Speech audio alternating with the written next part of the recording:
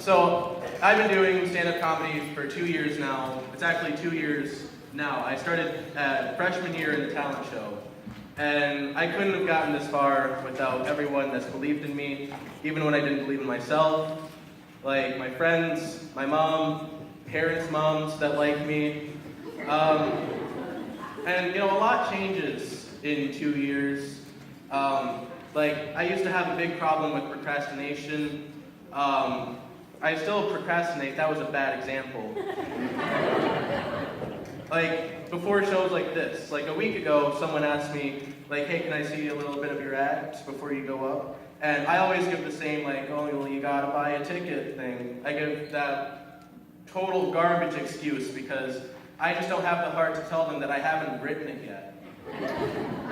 I actually do a lot of my writing for this. I did a lot of my writing for this over the summer. I go to open mics up at Union Street Station, which is a bar, on a Tuesday night.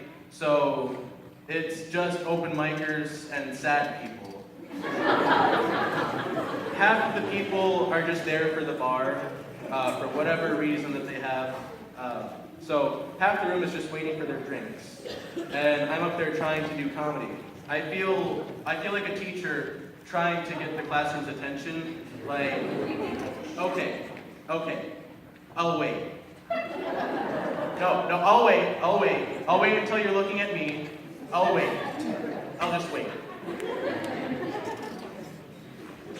I started driving thank you, since the first time I went up here, because a lot changes in 2 years, I started driving. And I'm always afraid that I'm going to get into an accident, which is why I make sure they're always on purpose.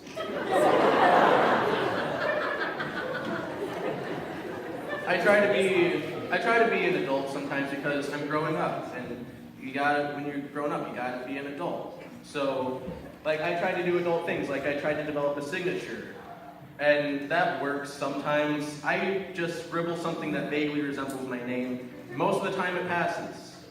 But sometimes though, they don't buy it. They're like, all right, if you say so. Like, I have a doctor's signature. But you can't have a doctor's signature if you haven't gone to college. It just doesn't work that way.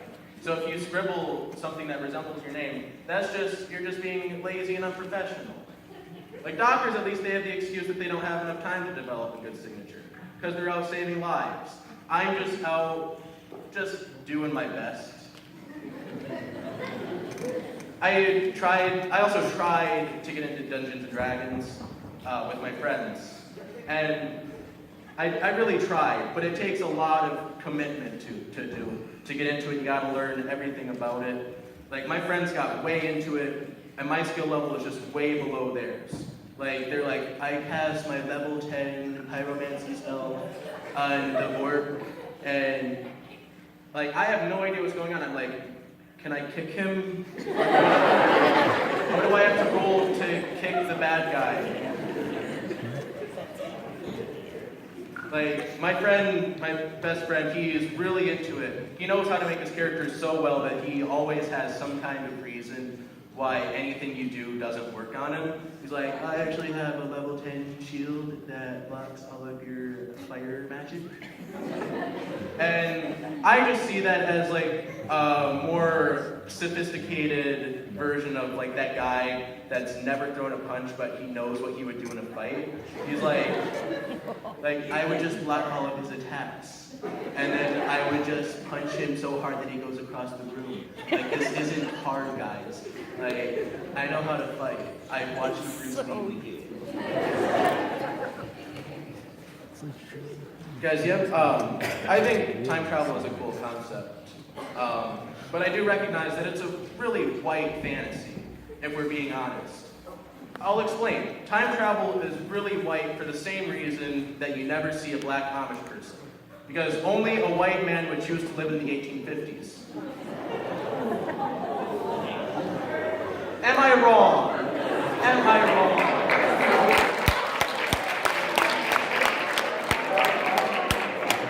I think a lot about what I would do if I had a time machine.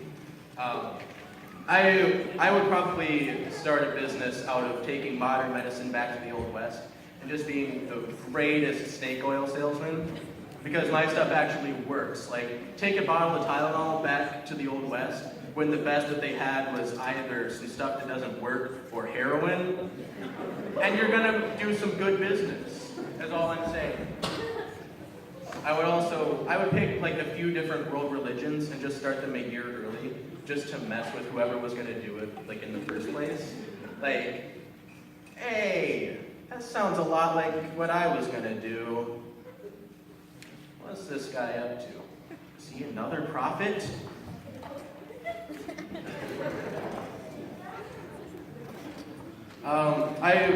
I feel like I would tweak the religions a little bit though, just to serve the part of me that's just annoyed by everyone. Like, I would add to the 10 Commandments. I would add stuff like, "Thou shalt not play thy music out loud on the bus at 7 in the morning when I'm just trying to stay awake and not start my day aggravated." I really don't like what the kids listen to these days. And I do recognize that that's just because I'm a grouchy, old, curmudgeon old man on the inside. Some people are young at heart. I am very, very old at heart. Yeah, I don't like it. But that's just how it is. Like, every decade, people are always pining for whatever happened 20 years ago. Like, right now, it's all the rage is the 90s. Only 90s kids remember. Back in the 90s, that we made that 70s show. Only the 70s kids remember. And in the 70s, we made Grease. That was about the 50s. So, you know, people are always nostalgic for whatever happened, like, a couple decades before. So I wonder how far back that goes. Like, do you think there were people back in, like, the 1800s that were like, you know, I don't like this new Beethoven guy. He's a little edgy. He plays the piano rather whorishly. Thank you.